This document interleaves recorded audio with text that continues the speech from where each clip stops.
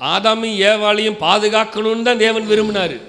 ஆனால் அவங்களுக்கு பாதுகாப்பு தேவைப்படாமல் இருந்துச்சு. ஏன் தெரியுமா? அங்கே வேற யாரும் இல்லை. தீங்கு செய்கிறதுக்கு ஜனங்கள் அங்கே இல்லை, தீமை செய்கிறதுக்கு ஒரு ஆளும் இல்லை. ஆனால் தீமை செய்கிறதுக்கு ஒருத்தன் வந்தான். தேவனுடைய திட்டம் அவர்களை அந்த தீமையானவன் இடத்திலிருந்து அவர்களை பாதுகாக்க வேண்டும் என்று சொல்லி தேவன் விரும்பினார். அதனால தான் அவர் சொன்னார், ஐயா மகனே மகளே எல்லாமே உனக்கு தான், ஃப்ரீயாக இரு. ஆனால் இந்த தீமையான காரியத்தில் இருந்து மாத்திரம் நீ விளங்கி உன்னை பாதுகாத்துக்கோ. புரியுதா மக்களே? ஆனால் பிசாசு தான் தந்திரமானவனாச்சே. அவனுடைய கிரியைகள் எல்லாம் பொல்லாதவைகள், நித்தமும் அவனுடைய கிரியைகள் பொல்லாதவைகளாய் இருக்கும். அப்ப அவன் பொல்லாதவைகளாய் அவனை சிந்தித்துக் கொண்டிருந்தபடினால மனிதர்களை வஞ்சிக்க வேண்டும் என்று அவன் திட்டம் போட்டுக்கொண்டே இருந்தான். இன்றைக்கும் மனிதனுடைய இருதயத்தை, சிந்தனைகளை வஞ்சிக்க வேண்டும் என்று சொல்லி பிசாசானவன் மிகப்பெரிய திட்டங்களை அவன் போட்டுட்டு தான் இருக்கிறான். அவன் நிறுத்துறதே கிடையாது. புரியுதா உங்களுக்கு என்னன்னு? அவன் அந்த திட்டத்தை, அவனுடைய பிளானை நிறுத்துறதில்லை. எப்படியாவது தேவனுடைய பாதுகாப்பிலிருந்து அவர்களை விலக்கிடணும்.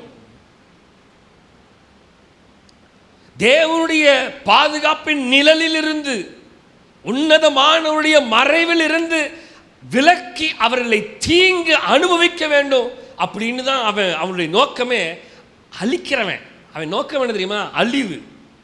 நமக்கு பாதிப்பை ஏற்படுத்துகிறது யார் தெரியுமா? பிசாசு. தேவன் ஒருபோதும் நமக்கு பாதிப்பை ஏற்படுத்த விரும்ப மாட்டார். நம்முடைய சரீரத்தில் பலவீனத்தை ஏற்படுத்த தேவன் ஒருபோதும், வசனம் சொல்லுகிறது, சுகத்தை விரும்புகிற கர்த்தர்.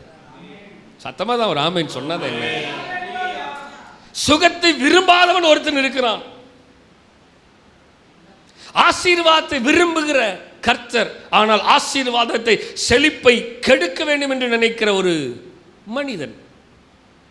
நல்லா வாழணும்னு தேவன் விரும்புகிறாரு, ஆனால் அவனுக்கு நல்லா வாழக்கூடாதுன்னு நினைப்பான். மக்களை நல்லா தெரிஞ்சுக்கோங்க, தீமை செய்கிற ஒரு மனிதன் நம்ம கூட தான் இருக்கிறான். அவன் தான் பிசாசு.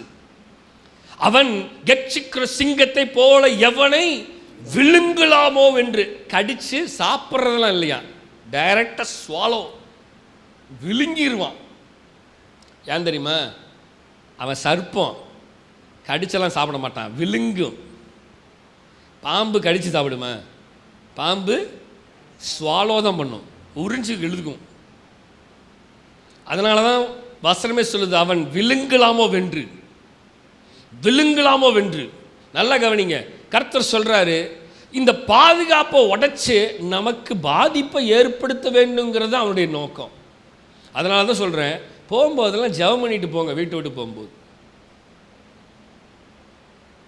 வசனம் சொல்லுது, கர்த்தரின் போக்கையும் உன் வரத்தையும் இதன் முதற்கொண்டு என்றென்றைக்கும் காக்கணும்.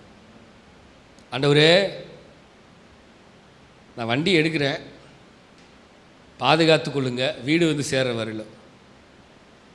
ஒவ்வொரு வாரமும் நம்ம ஜெபம் பண்ணுறோம், ஆண்டவரே ஞாயிற்றுக்கிழமை ஆராதனைக்கு வருகிற ஒவ்வொரு மக்களையும் பாதுகாத்து கொள்ளுங்க, பாதுகாப்பாக வந்துட்டு பாதுகாப்பாக வீடு போய் சேரணும். ஒவ்வொரு வாரமும் ஜெபம் பண்ணிட்டு இருக்கிறோம். எதுக்கு? தேவ பாதுகாப்பு வேணும். பிசாசுக்கு தெரியும் தேவ பிள்ளைகள் தேவனை ஆராதிக்க போகிறார்கள், அப்போ ஏதாவது ஒன்று செஞ்சு அவங்கள அதை முறியடிக்கணும். அதுதான் நம்முடைய வேலை, அதுக்காக ஜெபிக்கணும். அதுதான் தேவன் சொல்லுகிற அபிஷேகத்தின் பாதுகாப்பு. நாம் அபிஷேகம் பிள்ளைகளாக இருக்கிறபடினால அந்த பாதுகாப்புக்காக நம்ம தான் ஜெபம் பண்ணணும்.